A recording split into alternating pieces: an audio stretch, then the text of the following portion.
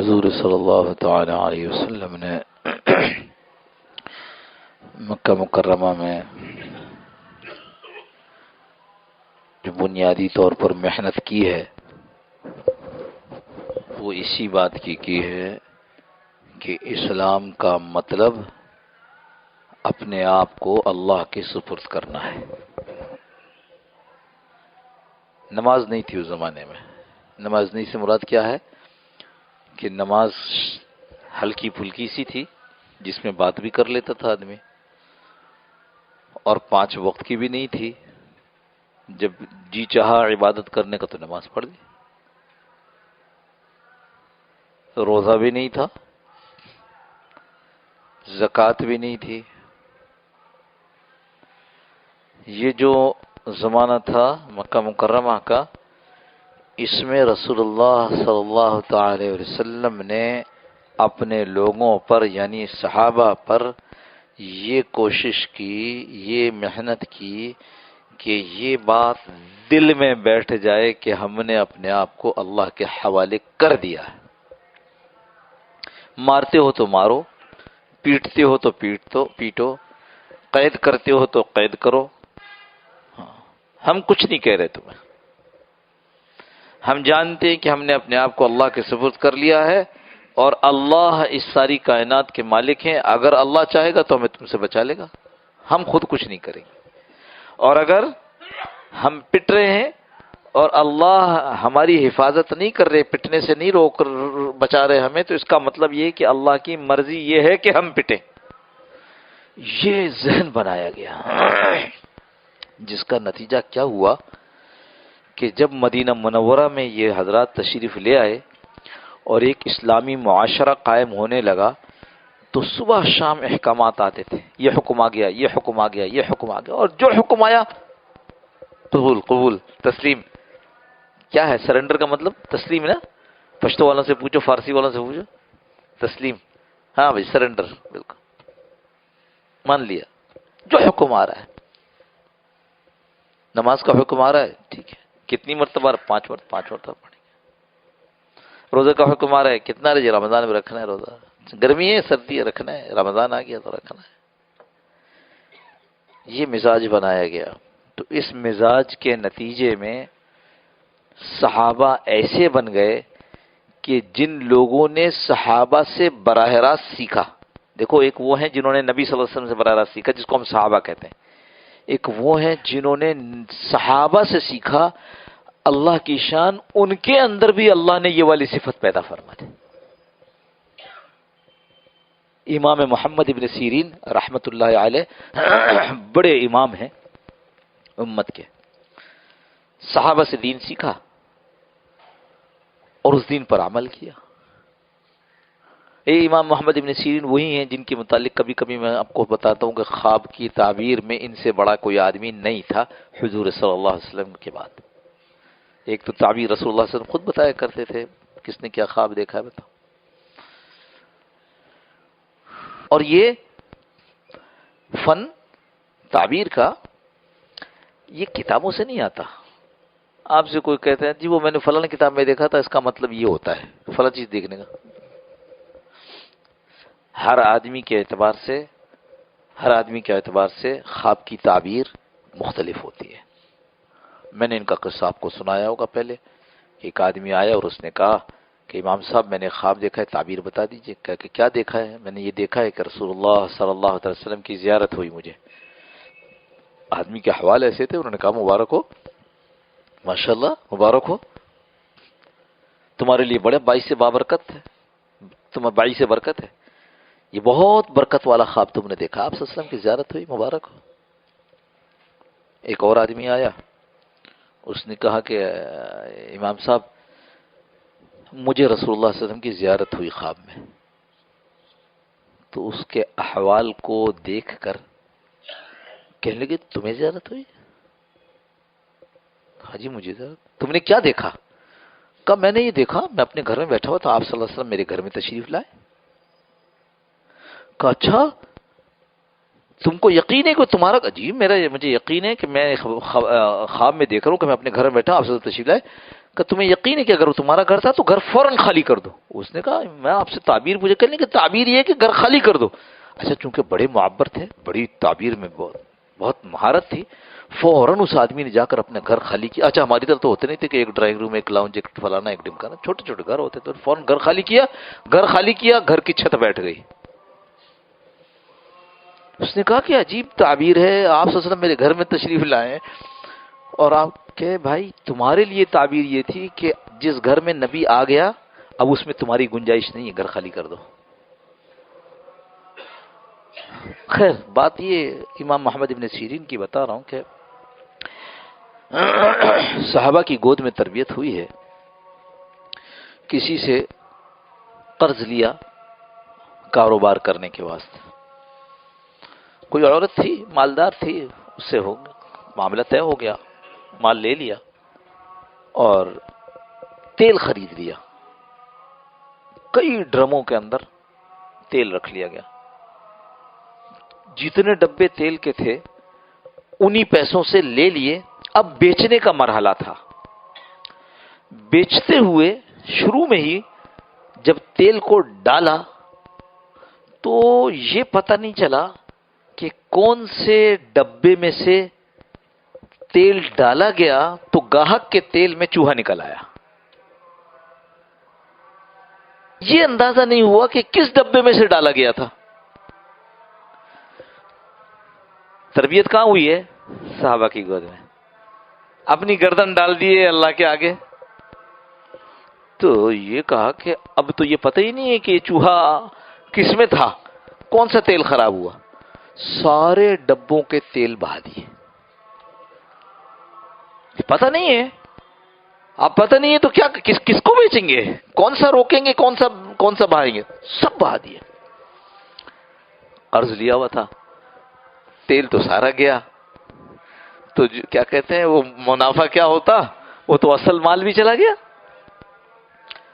اس عورت نے کہا کہ آپ کے اوپر میرا یہ قرض تھا, آپ نے کہا تھا اتنے دن میں واپس کرو گے, آپ نے واپس نہیں کیا ہے, چلو قاضی کے پاس. امام صاحب نے کہا چلو. قاضی نے سنا, قاضی نے کہا امام صاحب مسئلہ تو خراب ہے, اس کا پیسہ آپ نہیں دے سکے, جیل چلو. قید کر دیا.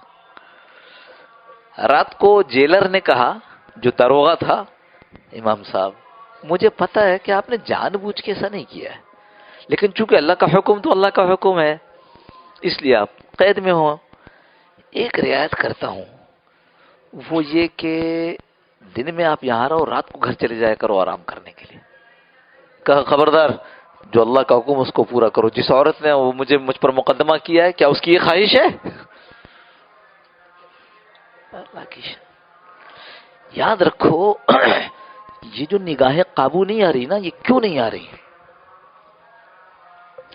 میرے شیخ کہتے ہیں جب آدمی حرام کھاتا ہے, اس کو پتہ نہیں ہے کہ یہ پکا حلال ہے, اس سے جو کھانے سے خون بنا, یہ خون جب آنکھوں میں جائے گا تو اس سے حرامی دیکھے گا, جب کانوں میں جائے گا تو اس سے حرامی سنے گا, جب زبان پہ جائے گا تو اس سے حرام ہی بولے گا.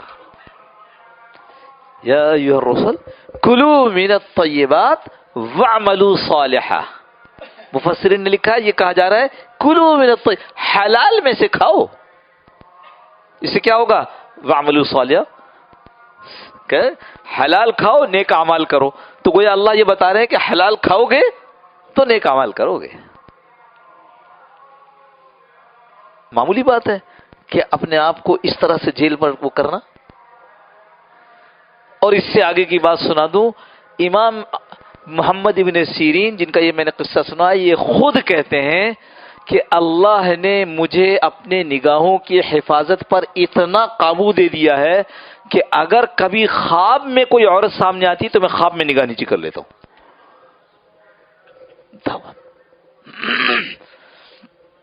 ہمارے, میں نے پہلے بھی شاید بتایا, ہمارے استاد انگلش سیکھ تو رہے ہو لیکن انگلش آئے گی اس وقت تک نہیں. میں نے اس دن آپ لوگوں سے تذکرہ کیا تھا کہ جب آپ خواب انگلش میں دیکھنے لگو نا تو تمہیں پتا چلے گا کہ آپ کو انگلش آ گئی ہے.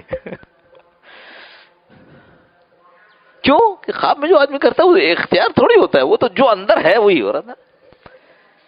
فرماتے ہیں اگر خواب میں بھی کبھی کوئی نامحرم عورت کی نگاہ کے چہرہ سامنے آ جائے تو اللہ نے اتنا مجھے ملکہ دے دیا کہ میں اس میں بھی اپنی نگاہوں کو نیچی کر لیتا.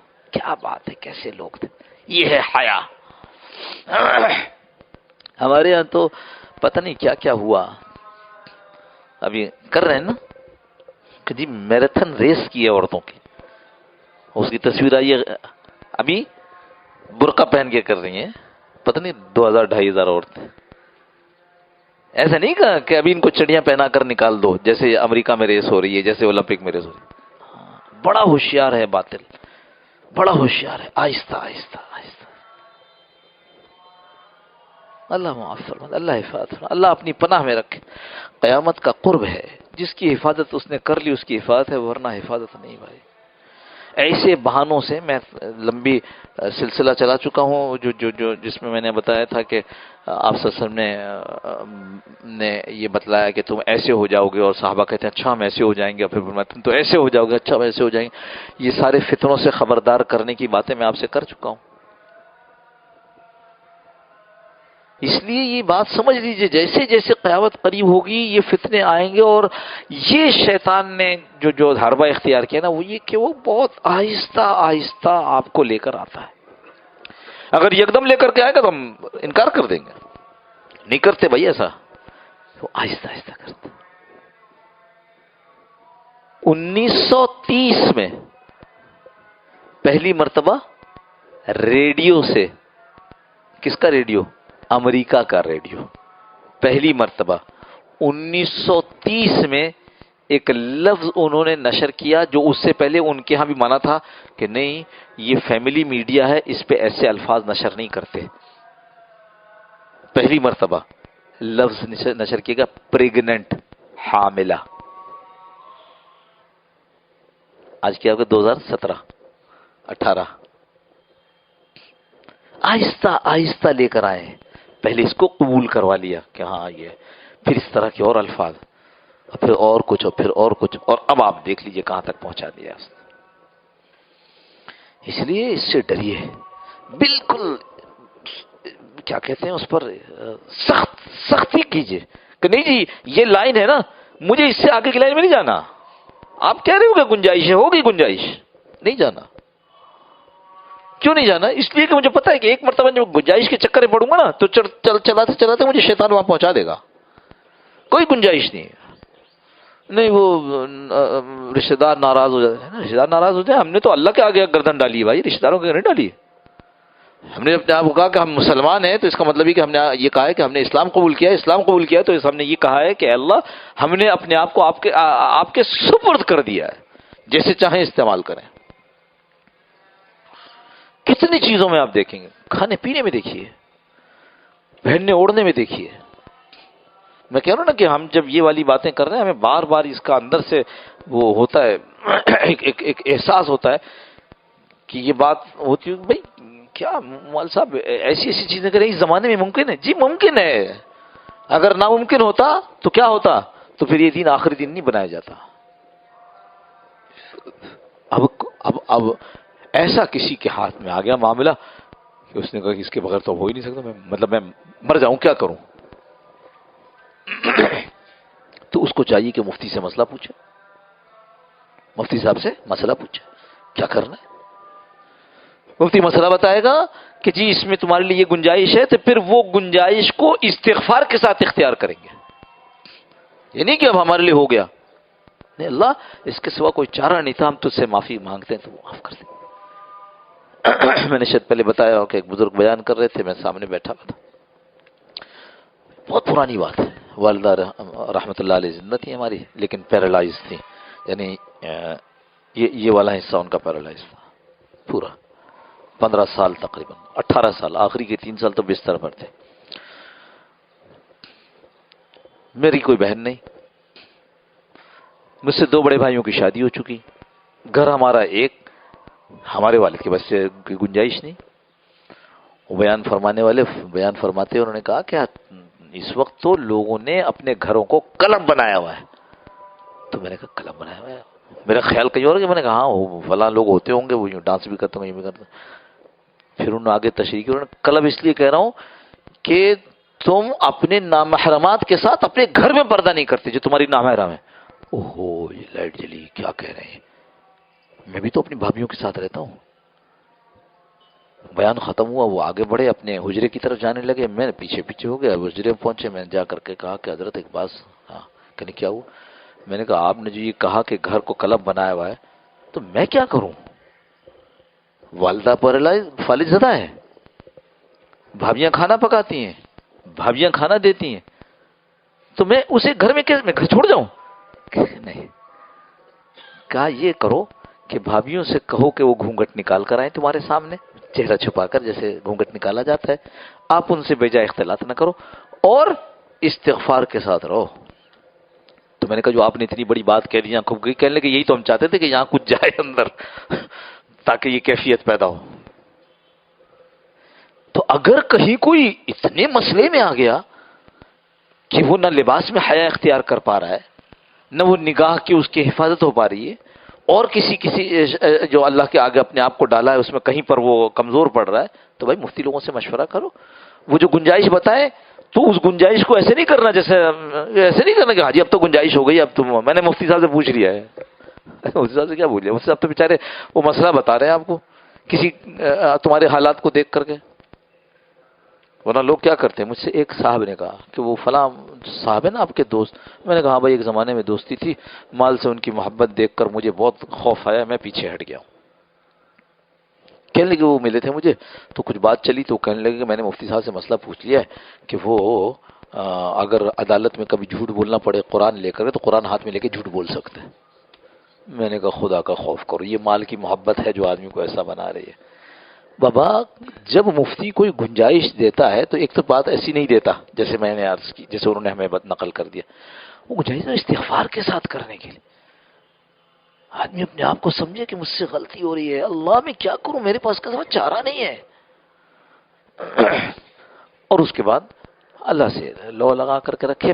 ہم نے یہ دیکھا کہ جو اللہ سے اس طرح استغفار کرتا ہے اللہ اس کے لیے سیدھے صاف سچے راستے بنا دیتا ہے. اللہ ایسے ظالم نہیں ہے کہ حکم دیں یہ کرو اور اس کے بعد آپ کو راستہ نہ سجائے.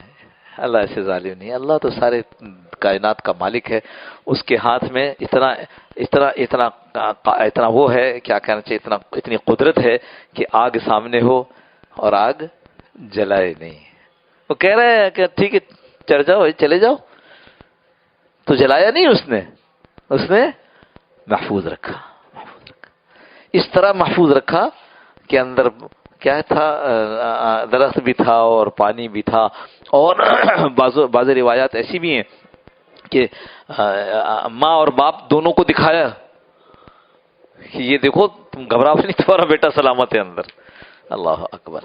تو اس واسطے اپنے اوپر پکا رکھیں انشاءاللہ. اور کیفیت پیدا کیسے ہوتی ہے میں نے بار بار بتایا کہ اللہ والوں کی خدمت میں حاضر ہوں، صحبت اختیار کریں، انشاءاللہ اللہ نے چاہا تو یہ سب کچھ آسان ہو جائے گا. اللہم صلی علی سیدنا مولانا محمد النبی الامی وعلی آلہ وسلم تسلیما کثیرا کثیرا. اللهم ربنا ظلمنا انفسنا وان لم تغفر لنا وترحمنا لنكونن من الخاسرين. اللهم ربنا لا تزغ قلوبنا بعد إذ هديتنا وهب لنا من لدنك رحمة انك انت الوهاب. اللهم ربنا آتنا في الدنيا حسنة وفي الآخرة حسنة وقنا عذاب النار.